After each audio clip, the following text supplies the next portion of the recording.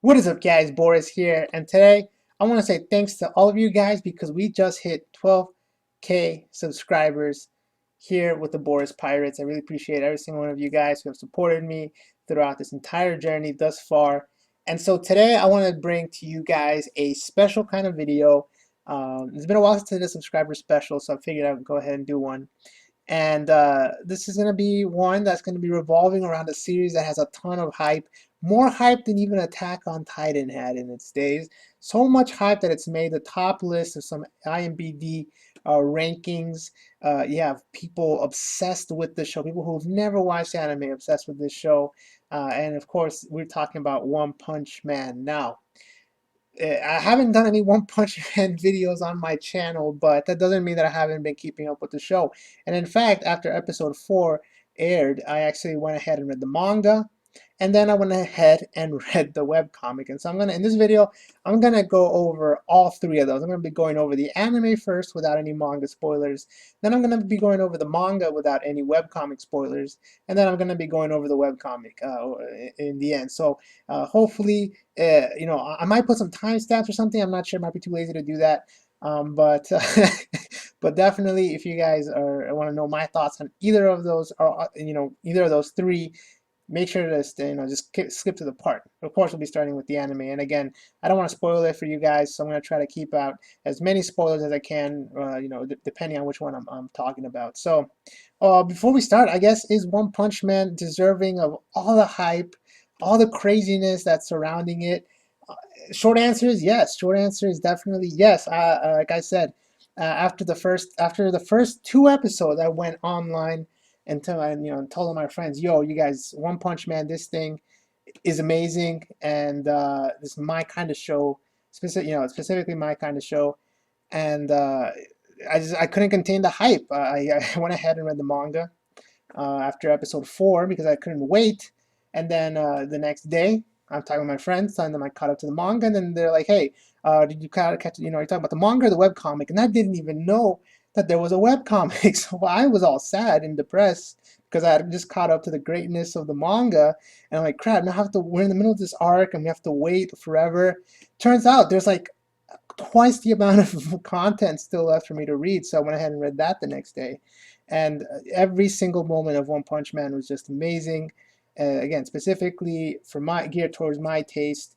When it comes to anime and manga, I'm not that big of a fan of romance, fan service, shipping. I don't really care about any of that. At the end of Naruto, I didn't care who he ended up with. At the end of One Piece, I don't care who Luffy ends up with and who that to me doesn't matter. It matters to a lot of people and it's really important. But to me, that doesn't matter. I don't care about any of that stuff. What I've always loved in anime and manga are the characters, their powers, the creativity that the author uses with their abilities, and just how crazy the world is that they are inhabiting. That's what really captivates my attention, is that sense that provokes my imagination and makes me think about just what I would do with this world. What kind of characters would I make in this world? What kind of powers and abilities I would give to them, and overall, just how creative can they get with the use of their powers. So that's what I've always enjoyed. And One Punch Man is pretty much, you boil that down to its essence. That is exactly what it is, and that's why I enjoy One Punch Man. That's why I enjoy the show. It's amazing. It's literally, it does start off kind of slow in terms of that, but once you get to the heroes and you dash rank heroes, the manga, you saw it in the anime, then you'll see it in the manga, and then the web comic takes it even further. So really amazing stuff there. And I guess let's start with why I believe that One Punch Man is so appealing. Now, the thing that makes this series unique, obviously, is that from the get-go, the author lets you guys know that the main character can defeat anybody with one punch. So right off the bat, you know that this is a series that's not going to take itself too seriously. It doesn't explain how he can do that. It doesn't do that. So what it's doing is that it allows the series to do a lot of things that most series couldn't, because otherwise people would call that plot convenience. They would say, well, okay, this guy just showed up and defeated this guy out of nowhere. No, with this series, from the beginning, this is what you're gonna expect. At the end of every fight, he's gonna show up and defeat in one punch. You know that. That's a fact. So he doesn't have to take his time to to make all these things happen and set up in just a way that it's not really seen as a plot device or plot convenience. No, like that's gonna happen. So instead, let's focus on the other characters because Saitama is gonna eventually come in and defeat the guy in one punch and then give some sort of mini speech. Now, when it comes to One Punch Man, what I've noticed is there's two camps. There's the camp for the people who really enjoy Saitama and like will just they love him and his one punches and do gifs or gifs of him all day long. And then there's the other camp who like the other characters. Well, technically, there's sort of three camps. There's like the Genos camp, that sort of fits in the other one, but it's sort of its own. People just really enjoy the character of Genos, and then they enjoy the other characters. The S rank, that's the camp I'm in. Is like I enjoy just watching all the characters, licenseless rider, all the S ranks, just all the villains. That's what I really enjoy, and there's no problem. That's why the show is so appealing. It has those different. It appeals to those different kinds of fans. There's people who grew up with Dragon Ball Z in the U.S. and then there hasn't really been an anime like that in the U.S. in a while. But One Punch Man, just seeing the last episode, animation reminded me so much of Dragon Ball Z. The characters, it's all about who's more powerful. At the end of the day, Goku could take out the villain and he'd do it in grandiose fashion, and that's exactly what Saitama does. So Saitama appeals to those guys, and appeals to that. I'm kind of like that as well. So I do enjoy Saitama, but I do enjoy watching the other characters more, and that's to me when the series really shines, which unfortunately the anime doesn't really get to because they can only go up to a certain part, which was the Boros arc.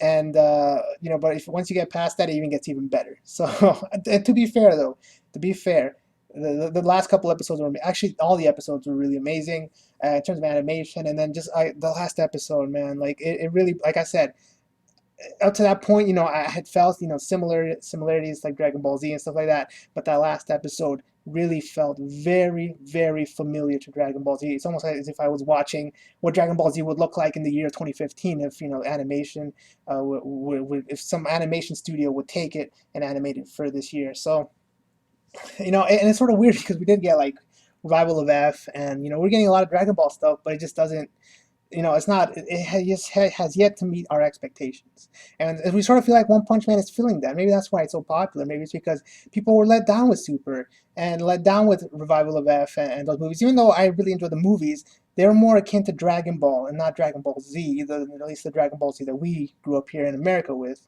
But One Punch Man really hits that tone. Really, it gives the action packed, the animation, the characters, the comedy. It has everything in there, which a lot of people I think had been looking for a while, and that's why I think he's doing really well. Now, like I said, if you're maybe a fan of romance and all that kind of stuff, you're probably not gonna find that in One Punch Man. Although there are sort of bits and hints there of a couple maybe pairs that might happen at some point, especially in the manga and the webcomic. I'm not gonna spoil anything, although it's not that big of a deal because again, there's just very small hints in my opinion. So that said, let me talk about the anime real quick. So let's start with the anime. We're even in and I'm about to start.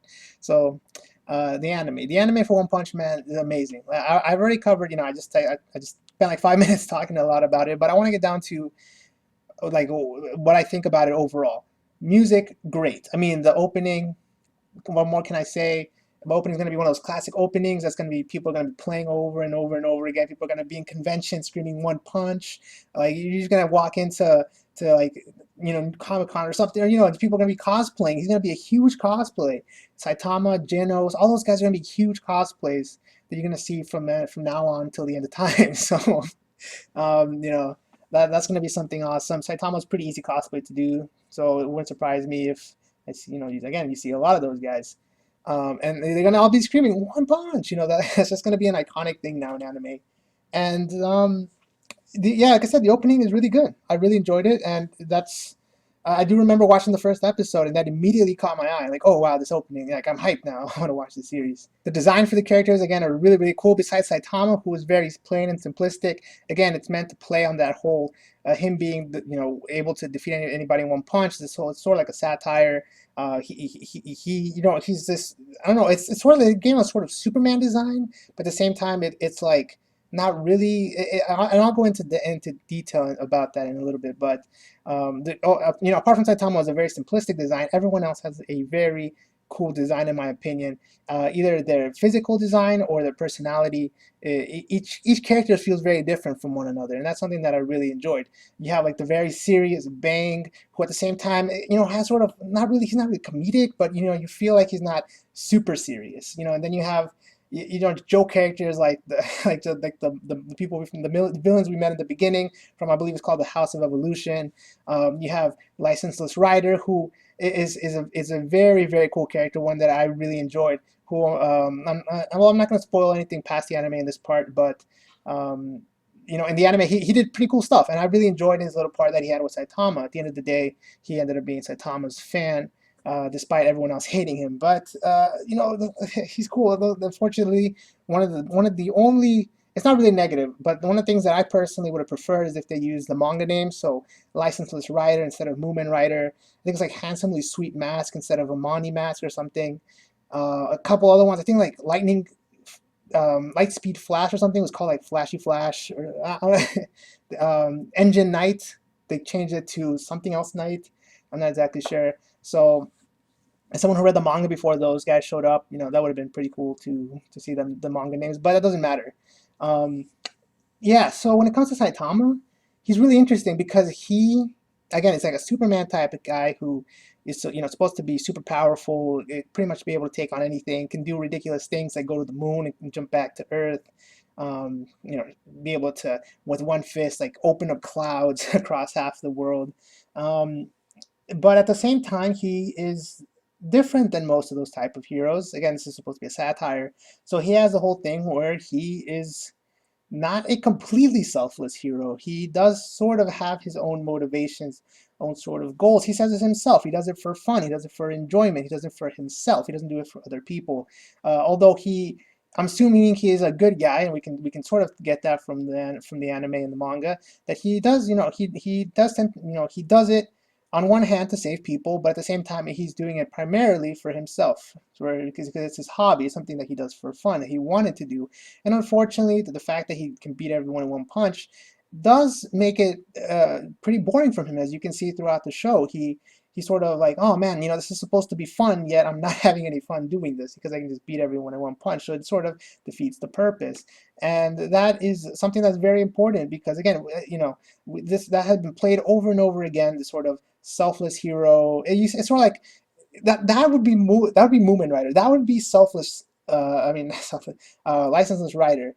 But he swapped them. So instead of licenseless Rider being the very powerful one, he is the complete opposite. He is completely weak, has no powers, but has that personality to him. Whereas Saitama is he's not selfish, but he sort of has a bit of selfishness in him. He's not completely selfless, and he ends up being the stronger one, the strongest one. So I like how they did that, and I think that's plays really well into the dynamic of that arc, the Sea King arc or whatever you guys want to call him.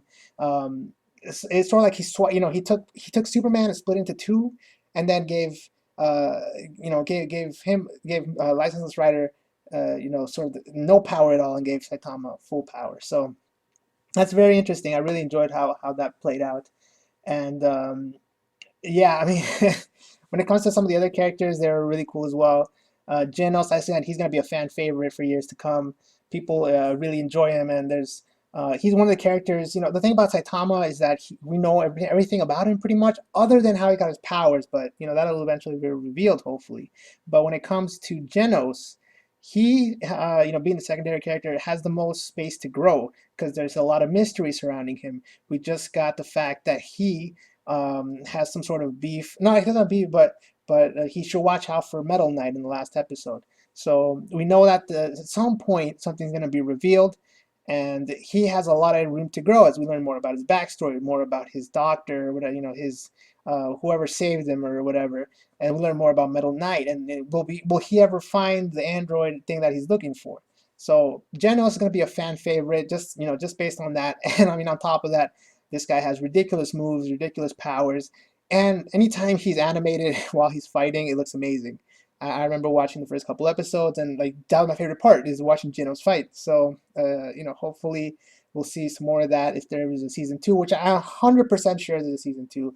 There's no way they wouldn't do season two, and I've actually heard some rumors about people saying that these guys have been trying to work really fast to try to get a season two out soon. So hopefully, maybe end of 2016, we'll see a season two, if not early 2017.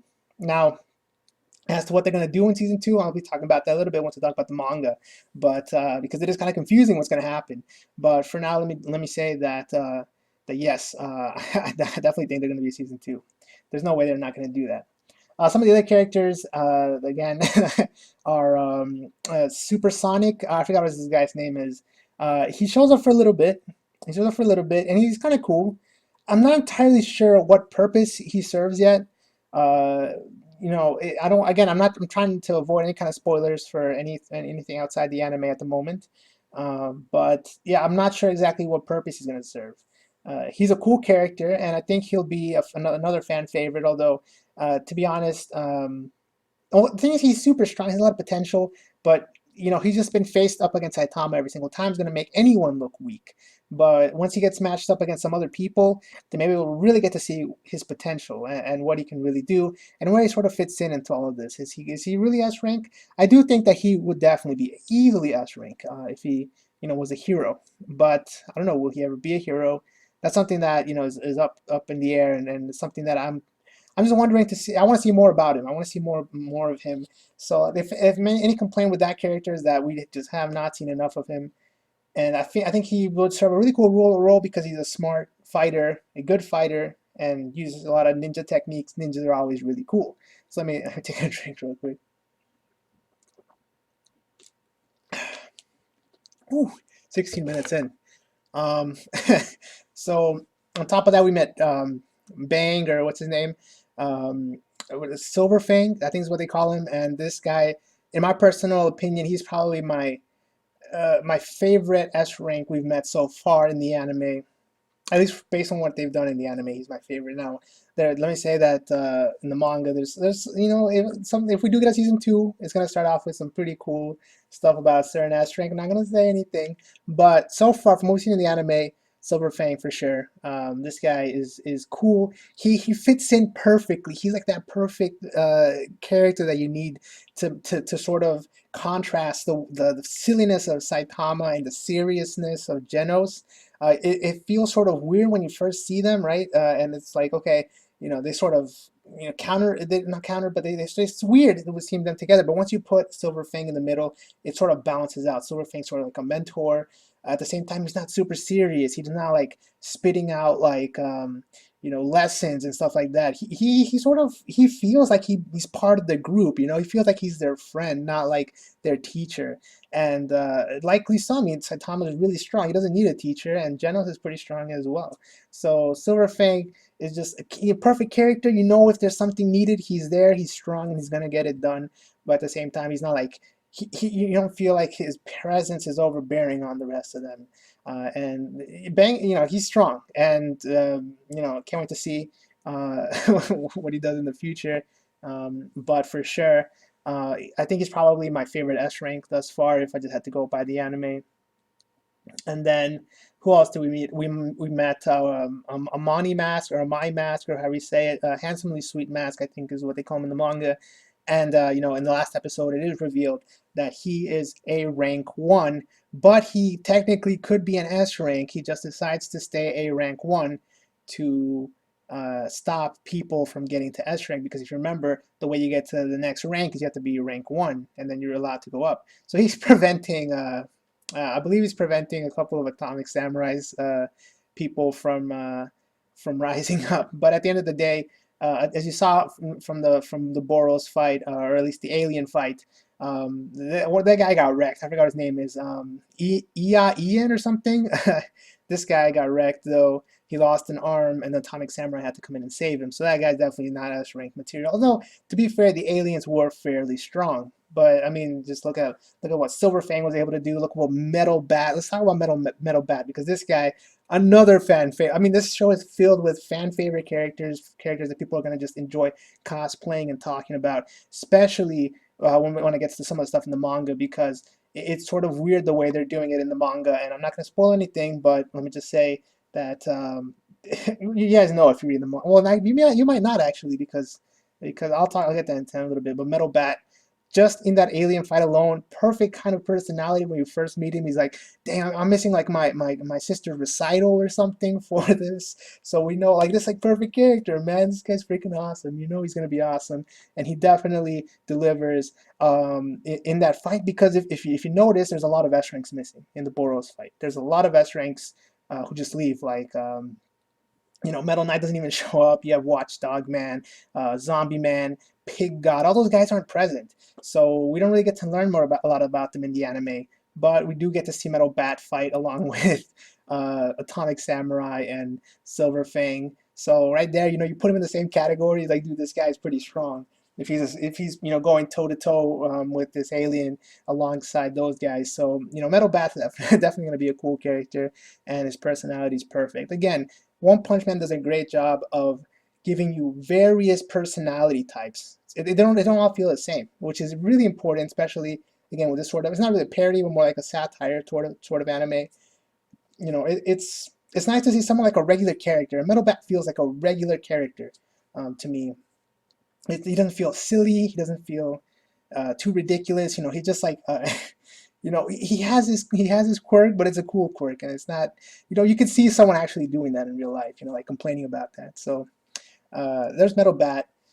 And then Metal Knight, I guess, is a very important character. We don't know much about him in the anime, so I'm not going to talk too much about him, but we do know, again, that there's something going on between Metal Knight and Genos, that Genos should watch out for him. So we're going to find something about that in the future, hopefully. And so I don't want to talk too much about him, because at this point it would just be speculation. But Metal Knight, hopefully we'll learn something about him. Blast is number one, and we don't know nothing about him in the anime. He does not show up to the meeting. He has not been mentioned at all other than the meeting. So hopefully in the future we'll find out more about Blast. Number one, who could it possibly be? I don't know. I'm not in the anime, but we have no clue. So that's something that hopefully we get to find out about in the future. And I think that is, well, yeah, I think that's all I really want to talk about when it comes to the anime. The end of Boros fight is pretty interesting. Boros you sort of feel bad for him because he was looking for a good fight, and he's like, this isn't considered a fight, Saitama. You're way stronger than me. You didn't even try. So I feel you feel sort of bad for him, and that's really cool that even though this is a satire manga, he's able to do that with the villain who just destroyed an entire city. So you should be feeling really pissed off at him, but really you sort of feel sad for him. You like, and then that's one of the things that this brings me to a good point where Saitama's powers, how he got him is very interesting if we'll ever find out, because think about it, if he doesn't have those powers, the Earth's dead multiple times. The Earth dies to the Sea King or whatever this guy's name was. I forgot what his name was. They're just gonna die to Boros easily. No, none of the S ranks. Maybe Blast, but we don't know anything about him. But none of the other ones are putting up a fight against Boros. Not even close. So, is his power given to him due to the fact that there's no one strong enough to take on these threats, or is it just part of the series? It's just you don't know, and so that's what I'm interested. That's one of the things that's very interesting. Because remember, if Saitama's not present, the Earth's dead. Like there's no saving the Earth. So again, I do want to find out if that is some sort of given power to him, or if just it's part. It's just that's how the author wanted to go. That's the direction that the author wanted to go in. So with that said, the anime, again, amazing music, amazing animation, amazing characters. They did a good job. Only complaint I have is that I wish I would have kept the manga names, but overall, it's all good. It's all good. You guys definitely need to watch the anime for One Punch Man. So with that said, let's get into the manga. So from now on, I'm gonna talk about the manga spoilers. No webcomic spoilers here. I'm just gonna go with the manga, and then we'll get into the webcomic once I'm done with the manga. Now, the manga, I'm not necessarily caught up yet. I think I ended up. I mean, I'm not sure if there's been any new chapters since I stopped reading it, or since I caught up to it, like maybe 2 or 3 weeks ago. Probably actually like a month ago. Maybe a bit more, actually. I caught up to it at episode 4. So after episode 4, I said, screw this, I cannot wait any longer. I need to read the manga. So I did. I went up and I read the manga, and I caught up that night, and the manga was amazing. one of the good reasons to read the manga over the anime is that you can take your time with each panel. So the anime has the strength of being able to have that amazing animation that you can just, watch and like, man, this brings me back to my Dragon Ball Z days. But if you read the manga, one of the advantages that you'll get is that, let's say Genos does an amazing move, like a kick or something with his jetpack, you get to really take your time and spend 10, 15 seconds on each panel and really just take it in. And that's one of the amazing things about the manga for One Punch Man is that it's drawn so well, so well. And you just get to take your time and just, go at your own pace, which is very important with this manga. I highly recommend that if you just watch the anime, you go back and read the manga, and you can start from the beginning. You can start any point you want to, but just take your time with it and enjoy it because it is great.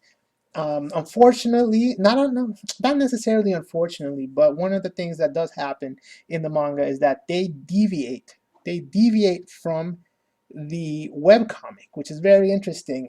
Up to a certain point, up to recently, actually, they had been doing the same thing. They just literally take the webcomic and just draw it better. That's all it really was.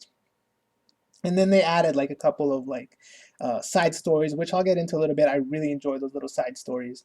Um, but up to recently, they had just taken the web comic and drawn a manga for it, really well drawn. But recently, during a very major event in the manga, which if you guys are caught up, would be the Garo fight versus who was it? Tank Top Master and Licenseless Rider and all those guys. Um, in I'm not gonna spoil it, but in the webcomic, something different like that fight didn't end there. But in the manga, the fight ends, and then you have like different things going on, like Metal Bat fight, which is non-canon to the web comic, but it is a cool fight nonetheless. And I wonder if that's going to be considered canon from now. Like if that's the direction it's going, they might be pulling a Full Metal Alchemist here, where because the anime is so popular, the manga might just start going in its own direction and might have an alternate ending or an alternate, whatever, the alternate story. I don't know, but it is in the middle of an arc, of the Garo arc, so I don't know what to say. And again, I haven't really seen if there's any new chapters out since I last caught up, so I might do that after this video. But I'm excited. It doesn't matter what they do. It's one more One Punch Man. I'm excited, and I'll be I don't want to spoil anything. Let's talk about Garo, because Garo represents a threat. He represents a threat in One Punch Man, and how far is that threat gonna go? I'm not gonna say, but he represents a threat. This guy is a beast. You saw how easily he took out Tank Top Master, and he's just gonna be hunting the heroes, man. The hero hunting arc is what I heard it being called. Excuse me, man. 30 minutes. That's a long time. But the hero hunting arc, yeah, that arc is great. Arc is great. Especially if you continue it into the webcomic. But if you're talking about just manga, that arc is great. We finally we get a lot of cool moments in it. I'm not gonna go too depth into it, but I do want to say that I believe before that we get. I said earlier in the review that Bang was my favorite S class character in the anime, but once you go into the manga and you find about the greatness of King, then he all of a sudden becomes my favorite S class. And just in case there are any anime only still watching this at this point, I'm not gonna say the spoiler about King. You guys have to figure it out yourself. But when I first found that out, man, I was freaking out because this guy becomes so much like I can't really explain it. This guy becomes very relatable to I think a lot of us, especially those of us who play video games a lot. It's like, man, dude, that would be so funny if that had like you could technically put yourself in his shoes and say, I could see something like this similar to this happening to me or someone else. And so it was really funny, and the way he goes along with the whole thing is hilarious. And then really what it comes like the relationship that he builds with Saitama ends up being something that I believe is going to be very important and really enjoyable. So there's that. There's also, if I remember correctly, now this might be going into web. I'm starting to forget what the difference between the two, but if I remember correctly, we do get in the end the manga Tatsumaki's sister, Blizzard. We get the introduction of Blizzard. Oh, I think she's introduced earlier in the anime, but we get the introduction of Blizzard, and we get the reveal, I think, that she does the same thing as a My Mask or Sweet Mask, and that she holds as a B1, B rank 1, to prevent other people from going up. And then you have the whole, Saitama sort of telling, you have the whole thing going on where it's like, sure, you could be B rank 1, but it's the sort of like, you're not really using your own strength. You're using the strength of others around you. So it's sort of weird. Yeah, you have a lot of cool stuff going on there. To be fair, I probably shouldn't like talk about the manga since I've forgotten a lot of things, or it's sort of hard for me to distinguish between the webcomic and the manga. But and then everything aside, the manga is great. Take your time with each panel, enjoy it. I really, really highly recommend the manga if you just finished the anime. And again, I can't wait to see where they go in the future. If they're going to pull sort of like a Full Metal Alchemist, or if they're just going to sort of do a couple fillers, and then I want to see how they go back into the story, because again, it just ends in the middle of a fight, or it ends the fight in the middle of it and doesn't continue it. So I don't know how they're going to pull everything back together. So overall, the manga is great. And so let's get into the webcomic. The webcomic. So warning, webcomic spoilers, because webcomic, when I first found out about it, I'm like, okay, well, there's about 100 chapters, and where am I? Well, I figured out I was at chapter 50, so I'd only read half of the series at that point, which is very interesting. And it's really interesting that the other half pretty much takes up the rest of that arc. So the entire Garo arc, is very, very long arc, and an epic one, because we get to see finally we get to see all of, well, not all, but a majority of the S ranks get together. We finally get to see them team up and get to use a lot of their powers, which again is something that I'm a big fan of. Some of my favorite parts, and the reason why Shonen is for that, pretty much. So I had been waiting. I could not wait. That's part of the reason why I read the manga, is I want to see what these guys' powers were. Excuse me. And so when we first see Zombie Man, oh, Zombie Man, man, this guy is insane. This guy is crazy. His power is insane. Being able to regenerate over and over again, deserving of the name, and easily one of my favorite S classes. This guy has a really cool personality, pretty cool attitude, and I really enjoyed watching Zombie Man fight. Pig God. Pig God swallowed a guy whole. And then he got he got eaten himself, but it's still, Pigman was crazy, man. I did not expect that from that guy, dude. Pig God is definitely a pig god. Child Emperor, this guy is someone who I knew was gonna be, not powerful, but knew was gonna be an intellectual character, and that's exactly what he was. And he gave me a Doctor Octopus feel with the whole, backpack thing, and he was really cool. I was glad to see Child Emperor fight. Atomic Samurai and the Disciples. We sort of found out that it's A rank 1. I think it's A rank 2, 3, and 4 are his disciples. And to be honest, Atomic Samurai got wrecked in this. Everyone else got like an easy fight, and then they got a hard fight. I think he went straight into the hard fight, so he got wrecked. All of them got wrecked, to be honest. Super Alloy Blackluster. Um, I think he ended up like defeating someone and then like taking on someone else. But he was really cool seeing him, as he sort of developed a little bit throughout the arc. We got a little bit of his backstory, I think, if I remember correctly. We have Pretty Prisoner again. He got wrecked pretty easily, I think. But then he ends up saving everyone by digging underground and finding everyone. Lightning Flash was a big letdown. Lightning Flash, or Flashy Flash, or whatever the anime calls him. This guy was a huge letdown. I was like, man, this guy's going to be really cool. It turns out, no, this guy pretty much stalls the entire arc. The arc could have been half the size, but this guy, Saitama was trying to help him out the whole time. Which, to be honest, I didn't care about, because, again, my favorite moments are without Saitama. So, it didn't really matter. I was like, I'm fine watching this. But at some point, I was like, let's get this moving, let's get this going. And Saitama's still helping him out. Eventually, we did get out of that. But yeah, that definitely, Lightning Flash was one of the characters that I was looking forward to the most, and he ended up being sort of meh. So, well, whatever. That's the I could do.